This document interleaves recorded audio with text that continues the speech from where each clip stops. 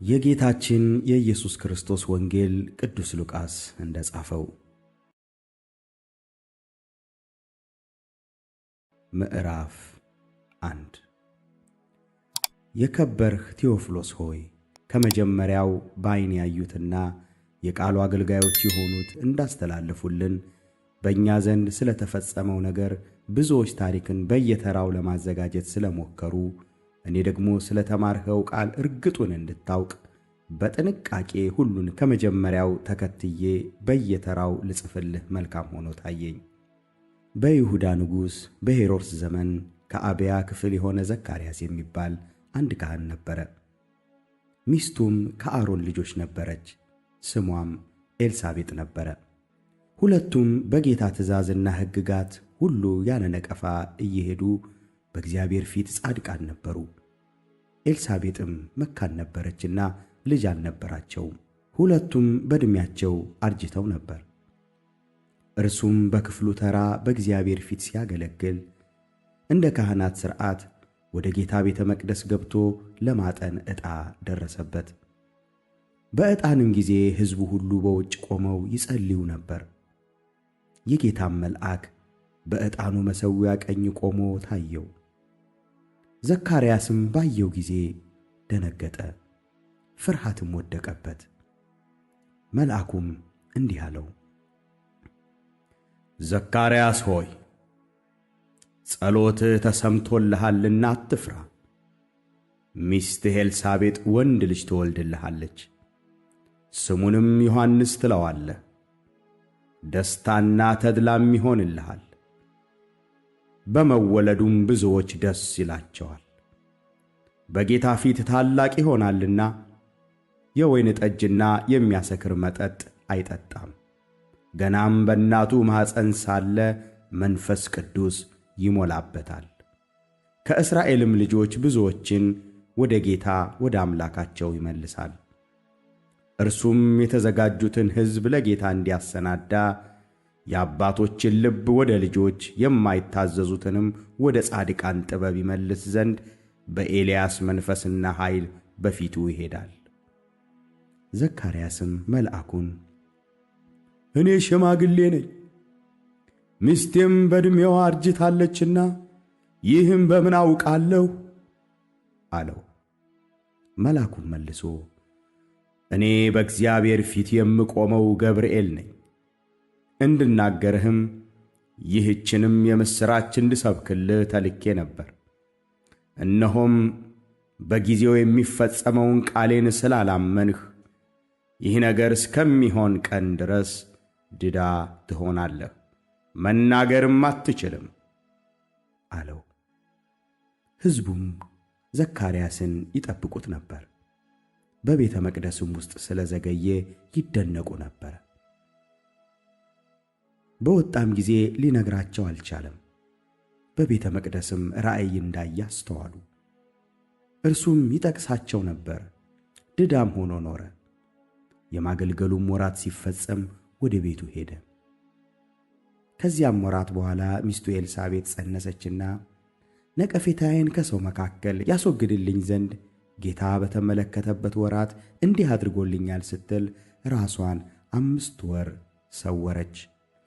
በስድስተኛውም ወር መልአኩ ገብርኤል ናዝሬት ወደምትባል ወደ ገሊላ ከተማ ከዳዊት ወገን ለሆነ ለዮሴፍ ለሚባል ሰው ወደ ታጨች ወደ አንዲት ድንግል ከእግዚአብሔር ዘንድ ተላከ። የድንግሊቱም ስም ማርያም ነበረ። መልአኩም ወደ እርሷ ገብቶ ደስ ይበልሽ፣ ጸጋ የሞላብሽ ሆይ፣ ጌታ ካንቺ ጋር ነው፣ አንቺ ከሴቶች መካከል የተባረክሽ ነሽ አላት።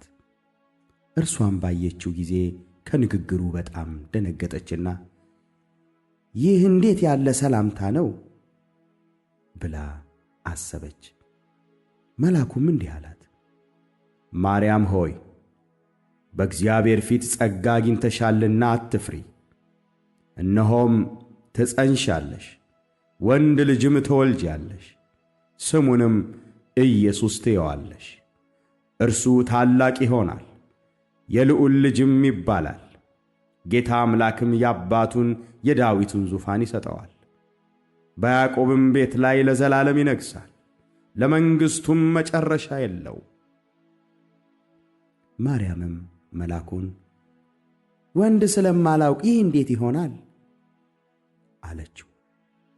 መልአኩም መልሶ እንዲህ አላት፣ መንፈስ ቅዱስ ባንቺ ላይ ይመጣል፣ የልዑልም ኃይል ይጸልልሻል። ስለዚህ ደግሞ ካንቺ የሚወለደው ቅዱሱ የእግዚአብሔር ልጅ ይባላል። እነሆም ዘመድሽ ኤልሳቤጥ እርሷ ደግሞ በእርጅናዋ ወንድ ልጅ ጸንሳለች።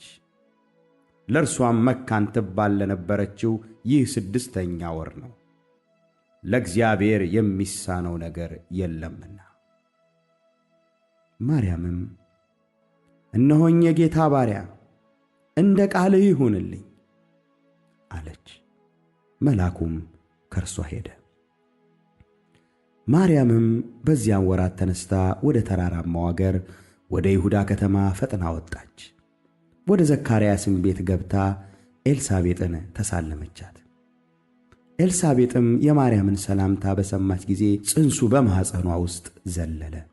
በኤልሳቤጥም መንፈስ ቅዱስ ሞላባት። በታላቅ ድምፅም ጮኻ እንዲህ አለች፣ አንቺ ከሴቶች መካከል የተባረክሽ ነሽ፣ የማኅፀንሽም ፍሬ የተባረከ ነው። የጌታዬ እናት ወደ እኔ ትመጣ ዘንድ እንዴት ይሆንልኛል? እነሆ የሰላምታሽ ድምፅ በጆሮዬ በመጣ ጊዜ ጽንሱ በማኅፀኔ በደስታ ዘሏልና ከጌታ የተነገረላት ቃል ይፈጸማልና ያመነች ብፅዕት ናት። ማርያምም እንዲህ አለች፣ ነፍሴ ጌታን ታከብረዋለች፣ መንፈሴም በአምላኬ በመድኃኒቴ ሐሴት ታደርጋለች፣ የባሪያይቱን ውርደት ተመልክቶአልና። እነሆም ከዛሬ ጀምሮ ትውልድ ሁሉ ብፅዕት ይሉኛል። ብርቱ የሆነ እርሱ በእኔ ታላቅ ሥራ አድርጓልና ስሙም ቅዱስ ነው። ምሕረቱም ለሚፈሩት እስከ ትውልድና ትውልድ ይኖራል። በክንዱ ኃይል አድርጓል፣ ትዕቢተኞችን በልባቸው ሐሳብ በትኗል። ገዢዎችን ከዙፋናቸው አዋርዷል፣ ትሑታንንም ከፍ አድርጓል። የተራቡትን በበጎ ነገር አጥግቧል፣ ባለጠጎችንም ባዶአቸውን ሰዷቸዋል። ለአባቶቻችን እንደ ተናገረ ለአብርሃምና ለዘሩ ለዘላለም ምሕረቱ ትዝ እያለው እስራኤልን ብላቴናውን ረድቷል።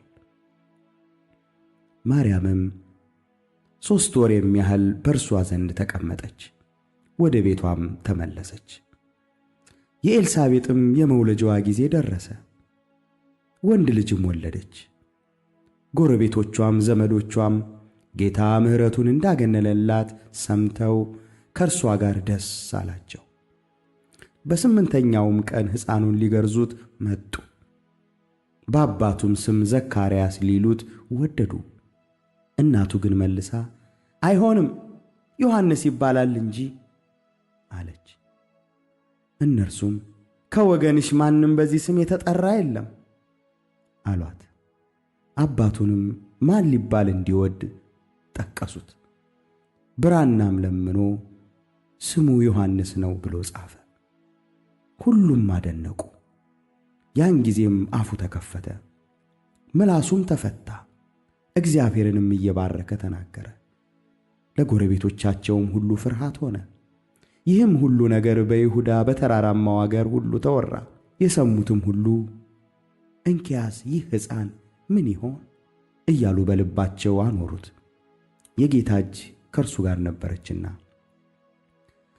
አባቱ ዘካርያስም መንፈስ ቅዱስ ሞላበትና ትንቢት ተናገረ፣ እንዲህም አለ፣ የእስራኤል ጌታ አምላክ ይባረክ፣ ጎብኝቶ ለሕዝቡ ቤዛ አድርጓልና ከጥንት ጀምሮ በነበሩት በቅዱሳን ነቢያት አፍ እንደ ተናገረ በብላቴናው በዳዊት ቤት የመዳን ቀንድን አስነስቶልናል። ማዳኑም ከወደረኞቻችንና ከሚጠሉን ሁሉ እጅ ነው። እንደዚህ ለአባቶቻችን ምሕረት አደረገ። ለአባታችን ለአብርሃምም የማለውን መሐላውን ቅዱሱን ኪዳን አሰበ። በእርሱም ከጠላቶቻችን እጅ ድነን በዘመናችን ሁሉ ያለ ፍርሃት በቅድስናና በጽድቅ በፊቱ እንድናገለግለው ሰጠን። ደግሞም አንተ ሕፃን ሆይ የልዑል ነቢይ ትባላለህ፣ መንገዱን ልትጠርግ በጌታ ፊት ትሄዳለህና እንደዚህም የኀጢአታቸው ስርየት የሆነውን የመዳን ዕውቀት ለሕዝቡ ትሰጣለህ። ይህም ከላይ የመጣ ብርሃን በጎበኘበት በአምላካችን ምሕረትና ርኅራኄ ምክንያት ነው። ብርሃኑም በጨለማና በሞት ጥላ ተቀምጠው ላሉት ያበራል፣ እግሮቻችንንም በሰላም መንገድ ያቀናል። ሕፃኑም አደገ፣ በመንፈስም ጠነከረ፣ ለእስራኤልም እስከ ታየበት ቀን ድረስ በምድረ በዳ ኖረ።